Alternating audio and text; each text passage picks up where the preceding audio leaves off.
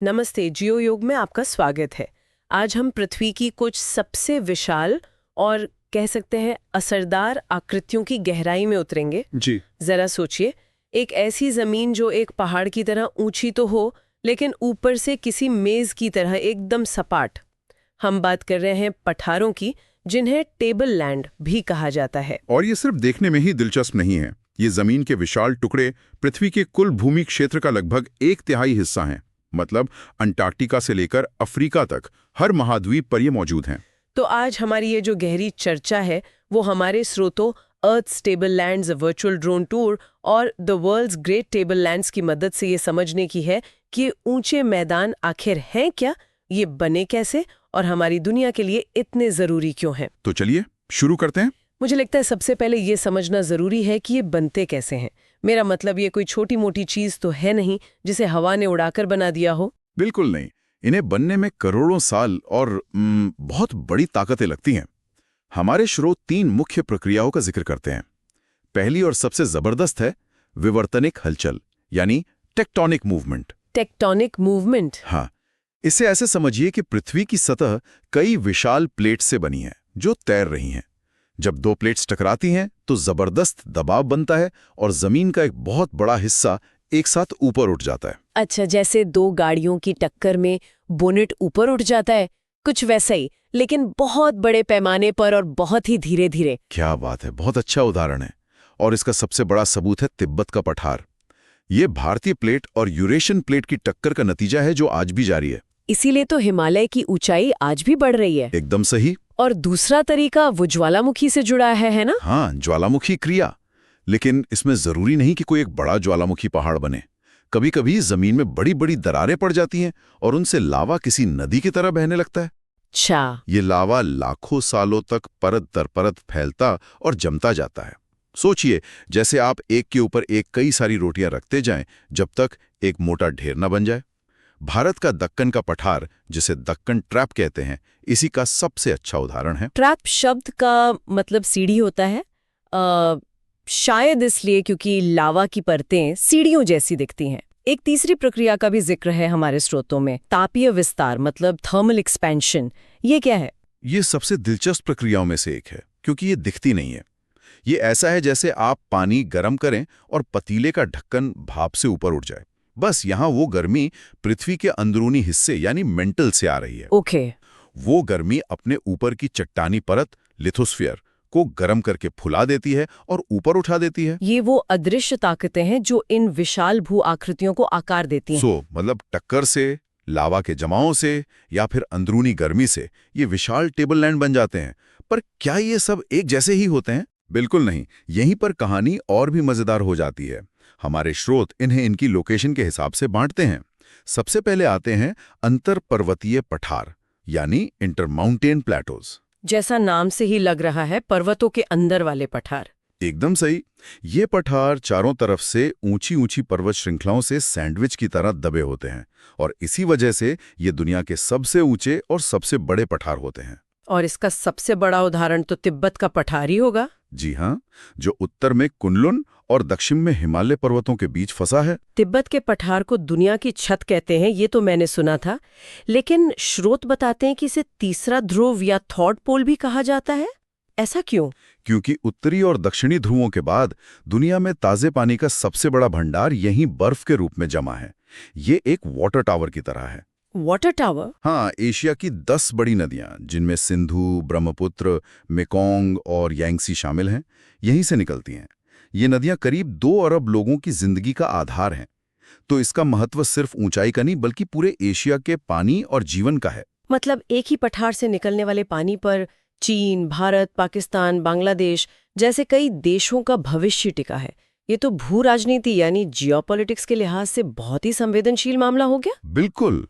इसीलिए तिब्बत में होने वाला कोई भी जलवायु परिवर्तन सिर्फ चीन का मुद्दा नहीं बल्कि पूरे दक्षिण एशिया की स्थिरता का सवाल बन जाता है। तो तिब्बत तो पहाड़ों के बीच सैंडविच बना हुआ है, पर क्या सारे पठार ऐसे ही घिरे हुए होते हैं या कुछ खुले में भी होते हैं? बहुत अच्छा सवाल है।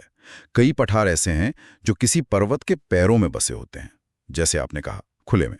इन्हें ही हम गिरिपाद या पीडमोंट प्लेटोस कहते हैं। गिरिपाद? हाँ, इनकी एक तरफ ऊंचा पहाड़ होता है और दूसरी तरफ खुला मैदान या समुद्र। इसके कुछ उदाहरण? दक्षिण अमेरिका में एंडीज पर्वत के सहारे फैला पैटागोनिया का पठार इसका एक क्लासिक उदाहरण है। ये एक ठंडा रेगिस्तान है। एंडीज पर्वत प्रशांत महासागर से आने वाली नम हवाओं को रोक लेते हैं, जिससे पठार वाला हिस्सा सूखा रह जाता है। अच्छा, जिसे रेन शैडो इलाका कहते हैं। हाँ, बिल्कुल। यहाँ भेड़ पालन एक मुख्य व्यवसाय है। भारत में अरावली के पास मालवा का पठार भी इसी श्रेणी में आता है, हालांकि वो रेगिस्तान नहीं है। और फिर एक तीसरी किस्म है महाद्वीपीय पठार। ये तो किसी पहाड़ के पास भी नहीं होते। जी, ये पठार मैदानों या समुद्रों से घिरे होते हैं, जैसे कोई द्वीप हो। इसका सबसे बड़ा उदाहरण है अंटार्कटिक पठार, जो बर्फ की मोटी चादर के नीचे दबा है और दुनिया का सबसे ठंडा पठार है। लेकिन कुछ और भी दिलचस्प उदाहरण हैं। जैसे अमेरिका का कोलोराडो पठार।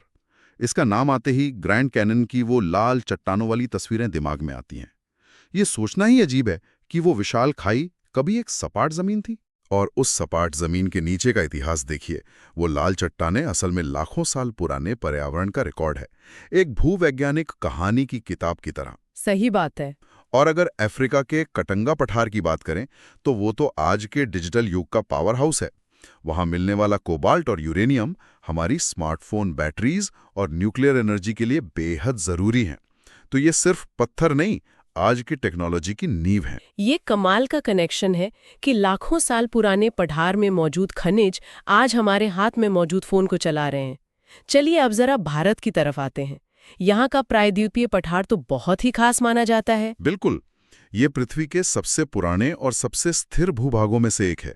ये उस प्राचीन सुपर कॉन्टिनेंट गोंडवाना लैंड का हिस्सा है जो डायनासोर के युग से भी पहले मौजूद था। वाह! जब भारतीय प्लेट उत्तर की ओर खिसक रही थी, तब यही हिस्सा सबसे आगे था। इसका आकार किसी उल्टे त्रिभुज जैसा है। हमारे स्रोत बताते हैं कि नर्मदा नदी इस विशाल पठार को दो मुख्य हिस्सों में बांटती है। उत्तर का हिस्सा मध्य उच्च भूमि और दक्षिण का दक्कन का पठार। हाँ, और मध्य उच्च भूमि में ही मालवा, बुंदेलखंड और सबसे खास छोटा नागपुर का पठार आता है।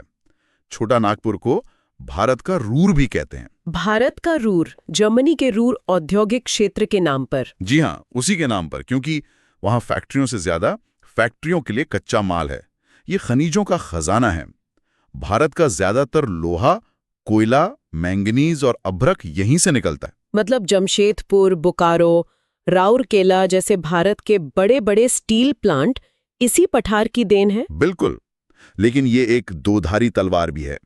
जहां एक तरफ इसने भारत के औद्योगिक विकास को गति दी, वहीं दूसरी तरफ खनन ने यहाँ के पर्यावरण और आदिवासी समुदायों के सामने बड़ी चुनौतियां भी खड़ी की हैं। और सिर्फ खनिज ही नहीं, स्रोत बताते हैं कि यहाँ के झरने भी बहुत मशहूर हैं, जैसे सुवर्ण रेखा नदी पर हुंड्रू जलप्रपात। हाँ, पठार के ऊबड़-खाबड़ किनारे अक्सर खूबसूरत झरने बनाते हैं। अब बात करते हैं नर्मदा के दक्षिण में फैले दक्कन के पठार की। ये 8 राज्यों में फैला है और इसकी कहानी ज्वालामुखी से शुरू होती है। दक्कन के पठार के बारे में मैंने सुना है कि वहाँ की मिट्टी बहुत अलग है, काली है। क्या इसका भी ज्वालामुखी से कोई लेना देना है? बिल्कुल, ये कनेक्शन ही इसकी सबसे दिलचस्प कहानी है। जैसा हमने पहले बात की, करीब 6.5 करोड़ साल पहले यहाँ जमीन की दरारों से लावा का एक सैलाब उमड़ पड़ा था। सैलाब? हाँ, ये कोई एक दिन की घटना नहीं थी। ये सिलसिला लाखों साल तक चलता रहा। कल्पना कीजिए कि पिघली हुई चट्टान की एक विशाल नदी है जो फैलती जा रही है और परत दर परत जमती जा रही है। कुछ जगहों पर इन लावा की परतों की मोटाई 2 किलोमीटर से भी ज्यादा है। 2 किलोमीटर? ये तो अविश्वसनीय है। और इन्हीं बेसाड़ चट्टानों के लाखों साल तक टूटने और घिसने से बनी है वो काली मिट्टी, जिसे रईगुर भी कहते हैं। ये मिट्टी नमी को बहुत अच्छी तरह सोख कर रखती है, जो इसे कपास यानी कॉटन की खेती के लिए दुनिया की सबसे बेहतरीन मिट्टियों में से एक बनाती है। तो अब अगर हम इन सारी बातों को जोड़कर देखें तो ये पठार हमारी दुनिया के लिए इतने जरूरी क्यों है? बात सिर्फ खनिजों और खेती तक ही तो सीमित नहीं होगी। नहीं, इसका महत्व कई परतों में है। सबसे पहले, जैसा हमने देखा, ये खनिजों के स्टोर हाउस हैं। चाहे अफ्रीका का सोना और हीरा हो, ऑस्ट्रेलिया का लोहा हो या छोटा नागपुर का कोयला, हमारी पूरी औद्योगिक सभ्यता इन्हीं पठारों से निकले खनिजों पर टिकी है। और दूसरा, ऊर्जा और पानी। सही, जब नदियां पठार के ऊंचे किनारों से मैदानों की तरफ गिरती हैं तो वे शानदार झरने बनाती हैं। भारत में कर्नाटक का जोग जलप्रपात या शिव समुद्रम इसके बेहतरीन उदाहरण हैं। हाँ, बहुत खूबसूरत है। ये झरने न सिर्फ पर्यटन के लिए खास हैं, बल्कि इन पर बने बांध पनबिजली यानी हाइड्रो इलेक्ट्रिसिटी के बड़े स्रोत हैं, जो एक साफ सुथरी ऊर्जा है। तो खनिज हो गए, ऊर्जा हो गए, उपजाऊ काली मिट्टी से खेती हो गई। लेकिन एक और बहुत हैरान करने वाली बात है, पठार हमारे मौसम को भी कंट्रोल करते हैं। हाँ, और इसका सबसे नाटकीय उदाहरण फिर से तिब्बत का पठार है। गर्मियों में जब सूरज की गर्मी इस विशाल और ऊंची जमीन पर पड़ती है, तो ये किसी तवे की तरह बहुत ज्यादा गर्म हो जाता है। ओके। ये एक थर्मल इंजन बन जाता है, जो अपने ऊपर की हवा को गर्म करके ऊपर उठाता है। इससे वहां एक कम दबाव का क्षेत्र यानी लो प्रेशर एरिया बन जाता है। और प्रकृति का नियम है कि हवा हमेशा उच्च दबाव से कम दबाव की ओर भागती है। बिल्कुल, और हिंद महासागर के ऊपर उस समय भारी नमी वाली हवाओं का उच्च दबाव होता है। तिब्बत का ये कम दबाव का इंजन उन मानसूनी हवाओं को अपनी तरफ एक वैक्यूम क्लीनर की तरह खींचता है। तो आप कह रहे हैं कि भारत के अरबों लोगों की जिंदगी, हमारी खेती, हमारी नदियां, ये सब तिब्बत में मौजूद एक विशाल गर्म होती चट्टान पर निर्भर है। ये तो कमाल की बात है। हाँ, ये बिल्कुल सच है। मतलब वो सिर्फ दुनिया की छत नहीं, बल्कि एशिया का मौसम बनाने वाली मशीन है। मौसम बनाने वाली मशीन कहना गलत नहीं होगा। इतना ही नहीं, ये अपनी ऊंचाई के कारण साइबेरिया से आने वाले बर्फीली हवाओं को भारत आने से भी रोकता है, वरना उत्तर भारत में सर्दियां और भी भयानक होती। ये पूरे दक्षिण एशिया के क्लाइमेट का रेगुलेटर है। तो आज हमने देखा कि पठार सिर्फ पृथ्वी के ऊंचे मेज नहीं है, ये तो पृथ्वी के स्टोर हाउस, पावर हाउस और यहाँ तक के क्लाइमेट कंट्रोलर भी हैं। सही कहा।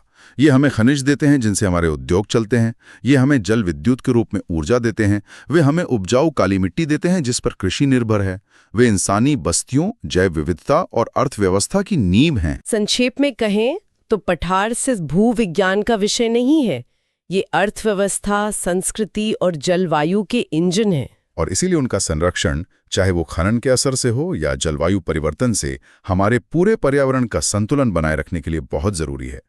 वे हमें बहुत कुछ देते हैं, लेकिन अगर हमने उनका ध्यान नहीं रखा तो वो हमेशा के लिए नहीं है। और आज की चर्चा को समाप्त करते हुए हम श्रोताओं के लिए एक विचार छोड़ना चाहेंगे। जरूर।